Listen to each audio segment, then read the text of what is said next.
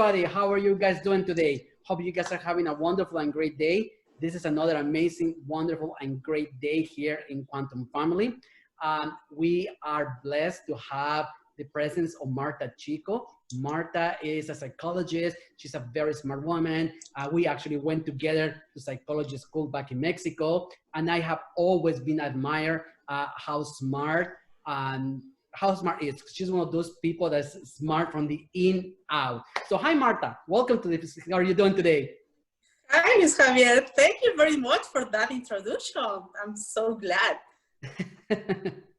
Awesome. Well, let me also introduce Diane Peñalosa. Diane Peñalosa is a writer. She has not one, not two, but three books about motherhood. She is a Mexican by birth, but she's living in Spain. She's an inspiration and she's all over the world. You guys may have seen her in social media talking about motherhood. So Diane, how are you doing today? Thank you, Javier. Hello, Debbie. How are you doing? Hello, Marta. Nice to meet you. And nice hello, Quantum Family. Today is a very interesting topic. Yes, it is. It's a very, very interesting day, a very interesting topic. And of course, we have also Debbie DiMaggio. Debbie DiMaggio is a philanthropist. She's a real estate professional working from San Francisco, top producer all the way down to Beverly Hills, where we actually met. Wonderful human being. And she has her newest book, Beauty at Any Age, available right now at beautyatanyageTheBook.com. So Debbie, how are you doing today? I'm great. Thank you, sweetie. Thank you so much. Hello to everyone in Quantum Family. So excited to do another episode. I'd like to take this moment to introduce Javier, our guest host. Javier has won his battle against cancer, not once, but twice. He's also written a book about it, his struggles and his overcoming of that. He doesn't believe that cancer is a death sentence. He believes it's a strong call for action and change. I really love that about your attitude. And I spent a lot of time speaking with him on the subject and all of the things that go into his book and his positive thinking, his positive mental attitude, his spirituality. He's really an amazing soul. And I'd like to introduce Javier. Well, thank you. Thank you very much, Debbie. Very, very nice. Well, let's get started with this amazing subject today. Today, we're going to be talking about empty nesters, which is very, very important in the development of any family. So I guess we're going to start from the beginning, asking our professional, what is an empty nester? So please, Marta, enlighten us.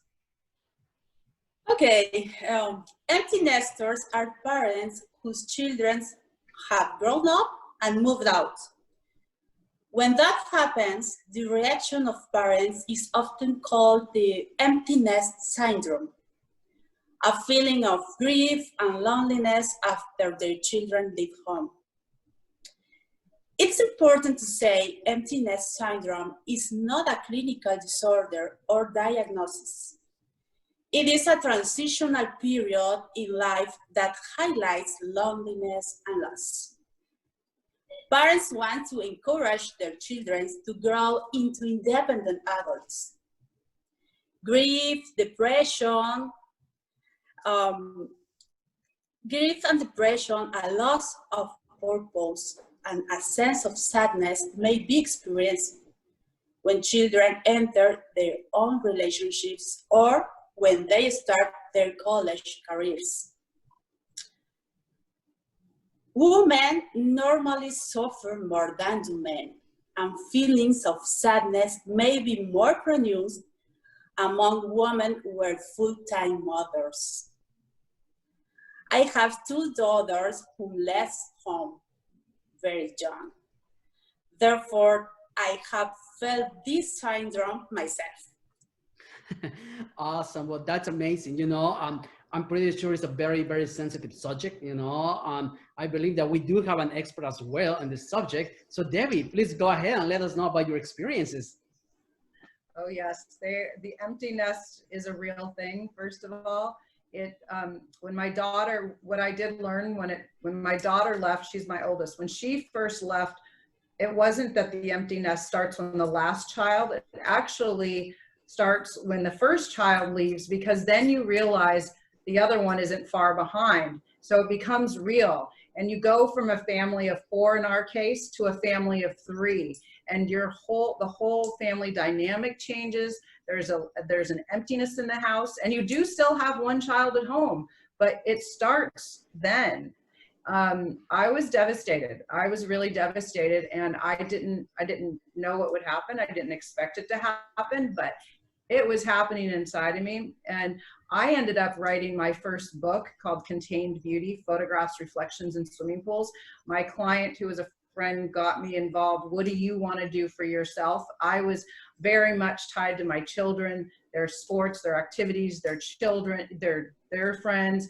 And I was working full time. You know, we had we were really busy, but my whole life was about working and being with them. So when she left, it was really, really difficult. So I thrust myself into this book, but when I would talk about the book, I would, as I was working on it, I would cry when I would speak about the book, and I couldn't explain why. And it went on for a long time. I actually gave did a podcast a couple days ago and spoke about my journey in the empty nest, and I started crying again. I'm going to try to hold it together today, but it brought me back. Even though right now I'm with my children in New York, it brought me back to those feelings, and it is torturous. And what you end up learning is that you're going to be back with them, but it was very painful. So my question to you is, how can you better prepare parents, a mom and a dad? How can you better prepare parents that it is coming, and it will come, and it will affect people in different ways, of course. Some people it won't be as traumatic, but how do you prepare someone for the empty nest? Oh my God, in simple words, we are never prepared for that moment. When I play that image in my head, I can feel the pain over again. Even though that was 3 years ago, and I am a psychologist, okay? However, first of all, I am a mother. I would like to tell all mothers that the ultimate goal of motherhood is to make us unnecessary. Stay near, care, and love our kids. However, this must be done as a support. Behind the scenes, be there as a support. Celebrating their achievements, hugging them when they cry, support them, emotional and financially. But always leaving room for them make their own decisions. That's all. Wow. I love the fact that you are, as a mother, you guys have to be ready to become unnecessary. That to me is enlightening. I never even thought about it, but I guess it makes sense because I make my own laundry now. I make my own things. Wow. Thank you very much that you just put things into perspective. So Diane, please go ahead with the next question. In your professional opinion, how can parents prepare to be empty nesters? It's like that. It's a big loss, and we need to live and face it like that. Before emptiness happens, parents need to work in their relationship with their child. Because if we have a bad relationship, the moment of leaving the nest becomes so hard for both. Because the child wants to get out from home as soon as possible, and parents will stay with not well-processed feelings. Also, parents need to work in their marriage relationship because they are lived together and alone very long time. If the marriage relationship is not good, it's highly possible that finish in divorce. Wow, that's a strong word. So, Diane, do you have another question? You're good. You're good. Okay, so let me go ahead and ask then. You know, of course, all this is a lot of feelings. You know, I'm being a mother. I'm sure that you want to be there for your kids. I guess that's why my mom, every time that I travel, you know, she goes like, call me, text me, let me know you did okay, what have you, you know. Anyway, on that note, I would like to know, how often should a son or a daughter check on his parents after we move out? Okay, at the beginning, as many times as both parties need it. Later, as the son shows that he is capable of living alone, this needs to be close will diminish in both ways. If we look, our son or daughter is capable to survive without us, this need takes its own dimension, and that is where we become unnecessary. Oh, oh, wow. Okay. Okay, wow. That makes a lot of sense. Okay, Debbie, please go ahead with your next question. So when the kids, when you have everyone but Javier has children right now, but when the kids are growing up and they're young and then they become teenagers and then they're, you know, young adults and they're at college. So no, you're always worrying about your children. When they're home, you're worrying about the children. When they're every age and every stage, you worry. Then they go away and you don't know what they're doing. They're in college and you still worry. And you have these whirling thoughts and you're like, oh my gosh, you know, I worry so much about them. And I know you can't control everything. We can't control everything, but as a mom, we worry. Do you recommend therapy, medication? Is there something else? Because it's really hard to deal with that. Yes, of course, both. Take therapy, and it's not enough. Go to psychiatrist and take medication for a time. We need external helpers to face it in a healthy way. I remember I went my psychiatrist and I remember to tell him, doctor, give me something for her spine. My first baby girl is leaving home. And he answered me, oh, great. Congratulations. That means you've done a good job with her. And I finally understand that's true. That is true. You have done a good job. That is true. That is true. You have done what you're supposed to do. You gave her the weapons. You gave her what she needed, what she has. And now it's time to move on. Wow. Okay. Even though I don't have kids, I'm really learning a lot. When I'm ready to adopt, you know, I will be like, I'm ready for this. I just cannot go to become unnecessary. So please, Diane, let us go ahead with your next question. Okay. Marta, Debbie shared with us how she felt after her youngest daughter left home. In my case, I married very young, and not just moved cities, but I actually ended up to a different continent. My parents are happy through video calls. So any advice for parents who are in similar situation that night? Yes, of course. My advice is, as parents, is look, observe, analyze your son's faces. Are they smiling? They are happy living their own lives. Be proud of that, and please, no matter how many times you tell them, always tell them how proud of him or her you feel. No matter how many years we have, always needs to hear from our parents proud words. That's my advice. Wow, just think about it. This is amazing, you know. So funny, because as you mentioned, not long ago I was at home. I moved states. My mom just showed up and she went straight to look at me at the eyes. And I was like, I'm okay. You know, but she wanted to look at me. She looked at me. She looked at how skinny am I, how strong you are. And I was like, okay, look everything you need to look, woman. And she looked at me for 3 days straight. I made so much fun of her. Anyway, please, Debbie, go ahead with your next question.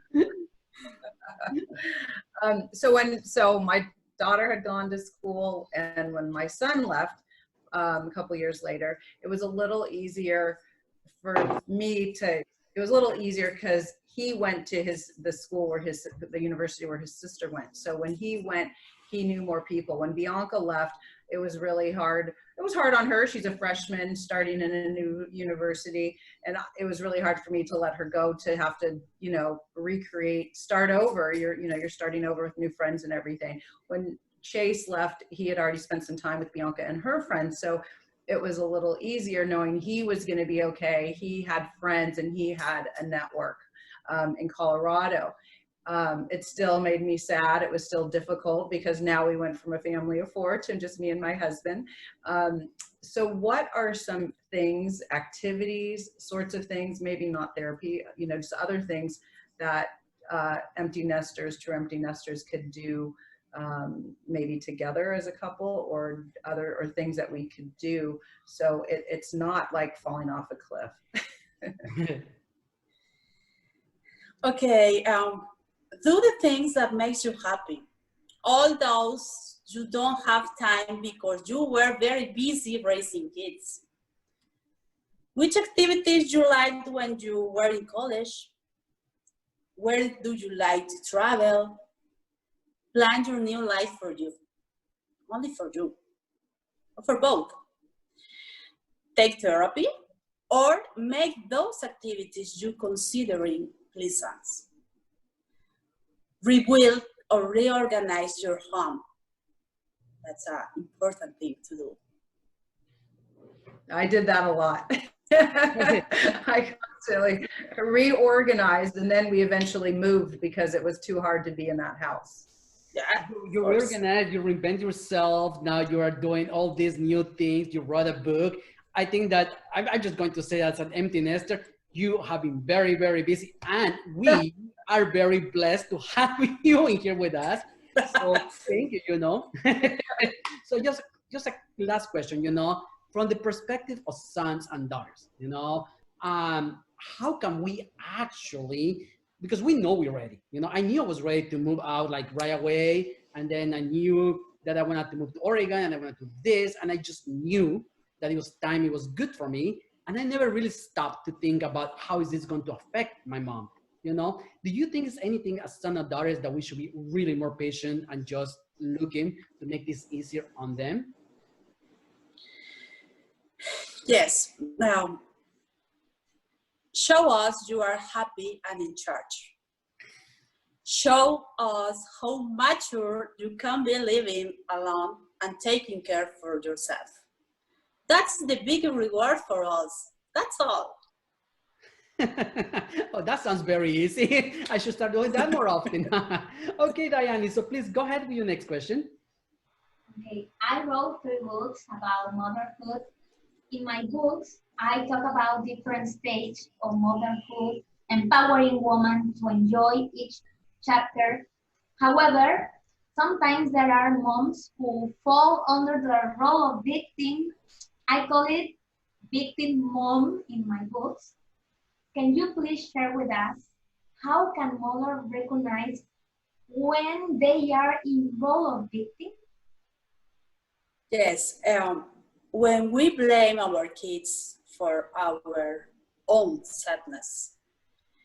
If you catch yourself thinking or saying, oh, if you were to be here, I could be happy. When we need to be in daily contact with them and don't let them grow and do their own life too. When you are needy as mothers, as mother, it's possible you are in a victim role.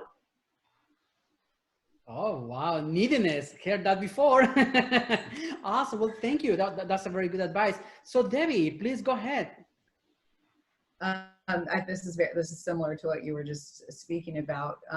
So when the kids left for college, and then my daughter after college, she went to Australia for a year, and we were visiting Chase in college, and then I went to visit Bianca in Australia, then Bianca moved to New York, and then I followed her there quite often. Is there a point where you're visiting too often, calling too often? Is it hurting their growth if you're keeping in touch too often? What did they say to you? how they react to your visits, how they react to your phone calls. Answer these questions at first. Who needs more those visits? You or them? We always need to pay attention to the words and behavior of our sons. Oh, wow. Well, we cannot thank you enough, for this time that you have made for us. You definitely have me doing more than one aha moment. So aha, aha, aha. Oh, I have learned a lot. It was amazing to reconnect with you. Like I say, since we went to school together, the psychology school back in Mexico, till now, it has been a journey, so thank you very much for your time. And for all those people who are watching, please make sure to like this channel. And we have a lot of good interviews. We have interviews with Frida Sofia, Eduardo Capetillo, Marta Chico now here with us. A lot of surprises for you guys coming up. Thank you very much. Just keep like and have a wonderful, amazing, and productive day. See you guys soon.